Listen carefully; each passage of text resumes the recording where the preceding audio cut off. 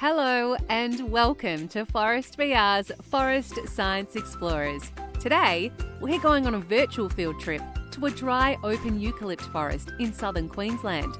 We're going to meet Rex. He's a forest scientist called a forester, and it's his job to manage these forests for a range of reasons, including to keep the environment strong and healthy, and to grow and regenerate some of the beautiful hardwood timber we use to build our homes and schools.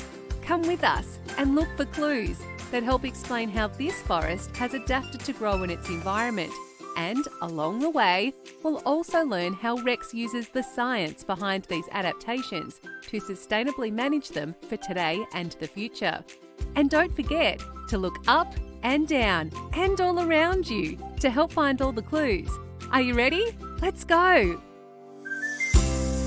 Hi, I'm Rex. Welcome to southern Queensland, this mixed eucalypt forest. Look at this beauty. Huge, isn't he? Oh, I reckon he's about 50 years old.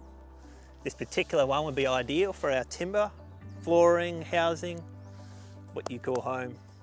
This is my office. Let's take a look around, eh? The mixed eucalypt forests, like the one we're standing in now, are the most commonly found hardwood forests across Queensland and New South Wales. These forests exist in subtropical and temperate zones of East Coast Australia in shallow, well-drained soils. This forest zone has unreliable rainfall, often getting heavy summer storms, and it can often suffer from extended droughts. Although the trees in this forest look stationary, there's a lot happening to help them survive in this environment. We're going to explore 4 clues in this forest to show us how.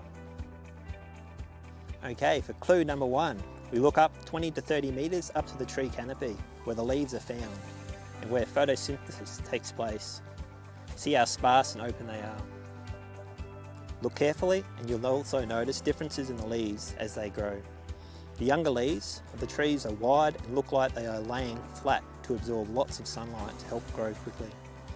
As they age, their leaves become thinner and reduce in number and start to point to the ground to avoid the sun and slow water loss, allowing it to survive and grow in dry conditions. Now look down and you'll notice the sun's rays reaching the forest floor. This open canopy also allows more sunlight to reach the ground for all of these native grasses to grow. Clue number 2, let's head up to the top of the tree canopy to observe the ironbark's leaves. The regions where these forests grow are warm and humid, and are also great places for insects, bacteria, fungi and viruses to thrive, and they all love eating different parts of these trees.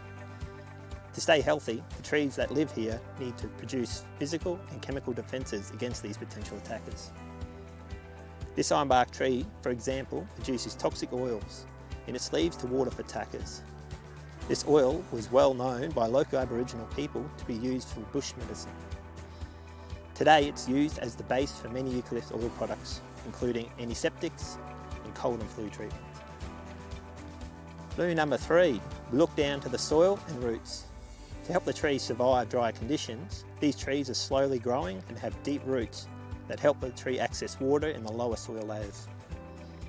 They also help the tree to grip and stay upright in the ground during storms, high winds and even cyclones.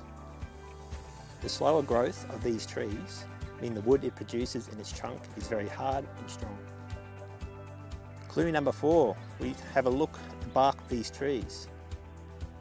Look what we got here. So this is our ironbark. This is our spotted gum. Alright, so how do we tell the difference? Alright, so see the real deep fissured bark in our ironbark here? And see those fissures, see the actual colour, the dark red in there? Nice young tree, he's got plenty to grow. Completely different to our spotted gum. What's the big difference? Look at that smooth bark. Alright, you might see there, she's sort of starting to flake off. So as it's growing, it's actually losing that outer layer of bark. Beauty. For thousands of years, Aboriginal communities living in these forests have used fire in the landscape to achieve a number of outcomes.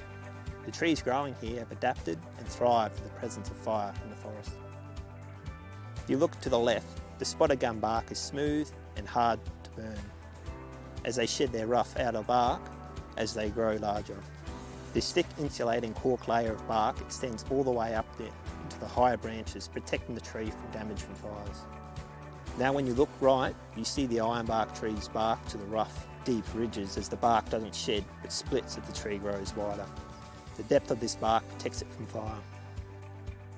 After a fire, the forest springs back to life and the cycle of the forest starts over again.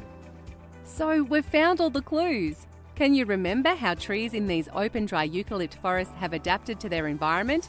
That's right, with leaves that change size and direction as they age to reduce water loss, by producing leaf oils to ward off insect attackers, trees that have deep roots that grow down to the water table and keep them stable in storms, and finally, different adaptations in their bark to protect them from bushfires.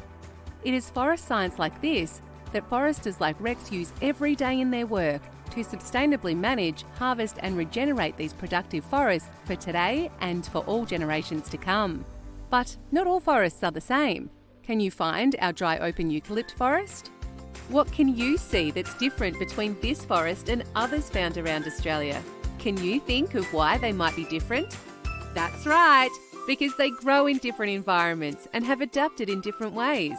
So come and join us to explore other Australian forests and meet more forester friends and keep on exploring.